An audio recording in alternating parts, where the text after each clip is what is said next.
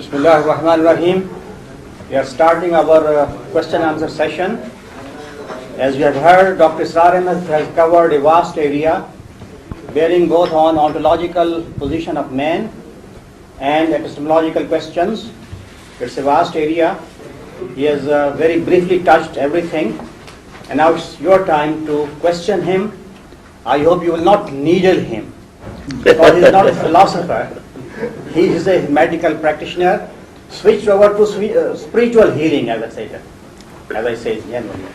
But of course, he is a scholar of Quran. He has studied Quran very intensively, very closely.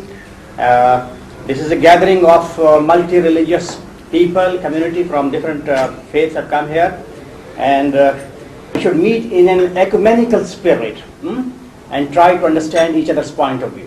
Let me start by saying what a delight your presentation was, and how clear it was, and how much I appreciated it.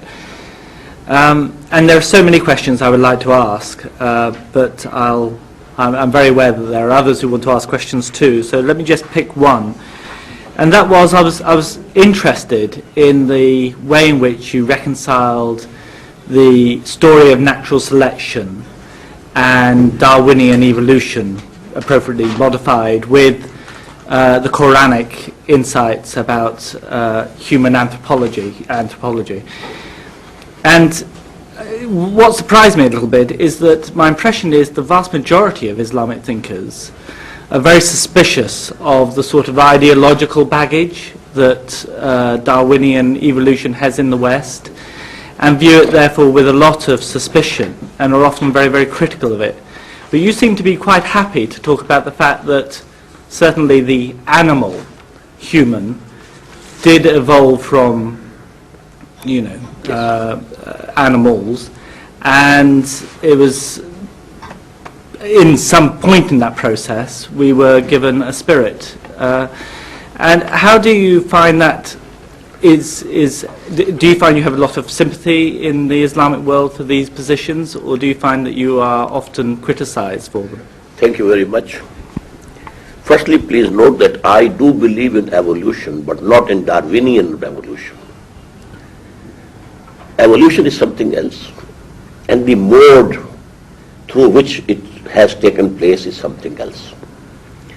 The struggle for existence and the survival of the fittest and natural selection, and that automatically changes one species to another, this is wrong. At every change of species, we need another kun from God. And this, the mechanism of Darwinian evolution has not been proved, and not very much liked in the biological areas, in the academia. So every time we have to have a kun, and that change becomes from Allah subhanahu wa ta'ala. Now actually the damage that Darwinian evolution has done to humanity is because of the focus on the animal being only. Man is not an animal being only.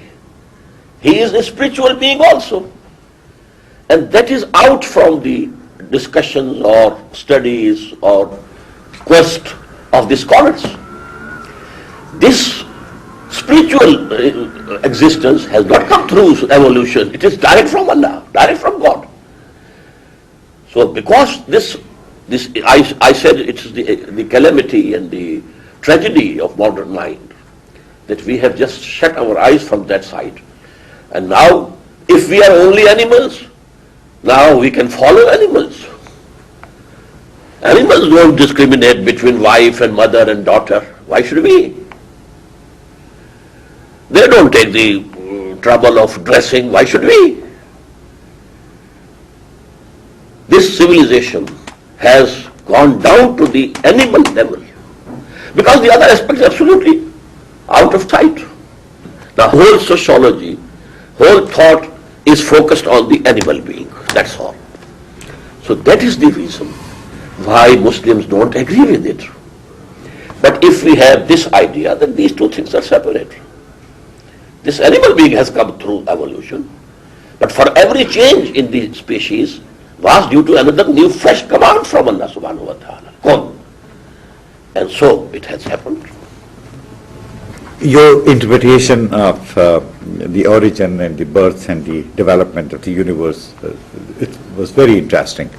And I think very beautifully and logically you weave the creationism with evolution.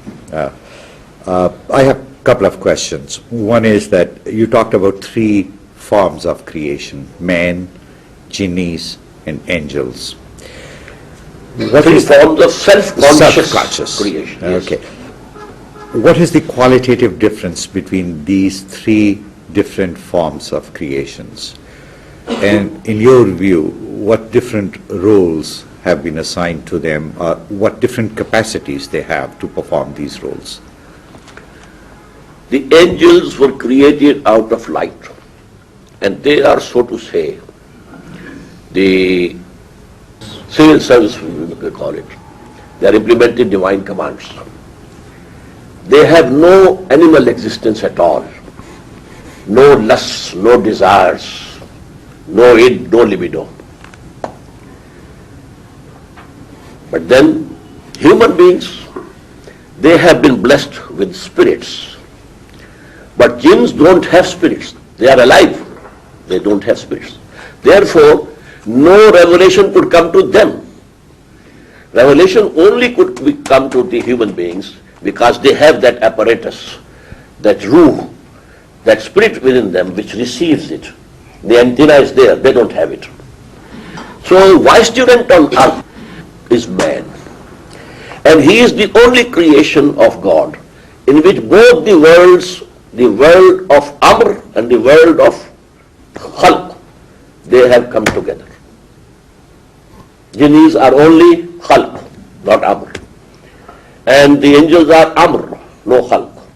And here, both have met together. The spirits belonging to the world of command and the animal being to the world of creation. I'm trying to relate here in this very interesting and for me very instructive exposition that you have made today, that the thought about the body itself, you I think also in some ways refer to as kapra, quoting Upanishad, I suppose, in a way that it's a covering, which is I think in a way the Sikhism looks at it. The kapra is, body is quoted, is named kapra quite often in the Guru Granth Sahib. And kapra, or the human incarnation, so to say, is the result of your karmas. Karmi ave kapra, nadri mokh dwar. And it is through the grace, nadar, karam of God, that the moksha, emancipation, salvation. Yes, salvation. The door of salvation only opens up through the grace of God. But it is through your karma, through your doings, through your actions in your prior births, that you got this human body. And this human body is then considered as one of the greatest blessings which has been given to you, because it provides you the instrument, the sources of energy, as you said, the thinking, the intellect, the ability to reason, the ability to see, to comprehend, acquire knowledge, gyan, and then try and get closer to God. And the biggest suffering is, where we start or begin, is the suffering from being separated from God, the Atma, the spirit, being separated from God, the process of individuation. And in this process of individuation,